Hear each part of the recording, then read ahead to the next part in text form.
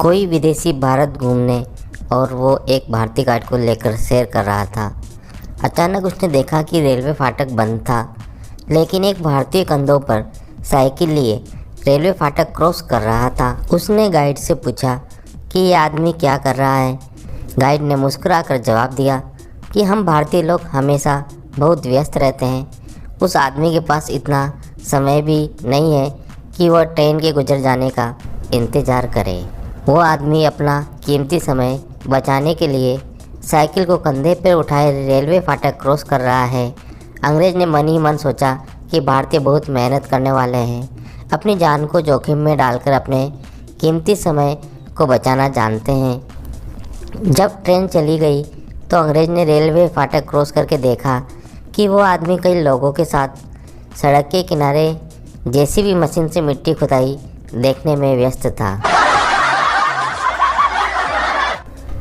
हमारे गिरधारी काका अमेरिका गए। वहाँ उन्होंने देखा कि सड़क किनारे जूते पॉलिश करने वाली मशीन लगी है। लोग अपना एक पैर मशीन के अंदर रखते, मशीन जूता पॉलिश कर देती। फिर दूसरा पैर मशीन के अंदर रखते, दूसरा जूता भी पॉलिश हो जाता। लेकिन मशीन दूसरा पैर जब तक नहीं छोड़ती तब तक कि मशीन में $2 न डाल दो। काका जी ने सोचा ये मशीन तो बहुत बढ़िया है, तो काका जी भी मशीन के पास गए और अपना एक पैर उसमें रखा तो जूता पॉलिश हो गया।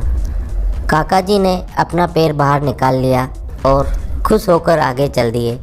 फिर जैसे ही पॉलिश करने वाली दूसरी मशीन दिखाई दी तो काका ने दूसरा पैर उसमें रख दिया और पैर बाहर निकाल लिया और हो गई दोनों जूतों पर फ्री पॉलिश। सोनू डॉक्टर के पास गया और कहा, डॉक्टर साहब मैं बहुत परेशान हूँ। मैं जब भी बिस्तर पर लेटता हूँ तो मुझे लगता है कि बिस्तर के नीचे कोई बैठा है, और जब मैं बिस्तर के नीचे देखने जाता हूँ तो लगता है कि बिस्तर के ऊपर कोई बैठा है। बस नीचे ऊपर ही देखता रहता हूँ, रात भर सो नहीं पाता। मेरा इलाज कीजिए। डॉक्टर बोला, तुम्हारा इलाज लगभग 6 माह तक चलेगा और तुम्हें सप्ताह में 2 बार मेरे पास आना होगा और तुम पूरी तरह से ठीक हो जाओगे। सोनू ने पूछा, लेकिन डॉक्टर साहब आपकी फ़ीस कितनी होगी? डॉक्टर ने कहा, 300 रुपये हर बार जब भी तुम मेरे पास आओगे। सोनू के पास पैसे नहीं थे तो उसने फिर ठीक है आता हूँ बोलकर चला गया। लगभग 2 महीने बाद सोनू डॉक्टर को किसी मार्केट में घूमते हुए मिला। डॉक्टर ने पूछा, अरे भाई तुम क्लिनिक क्यों नहीं आए?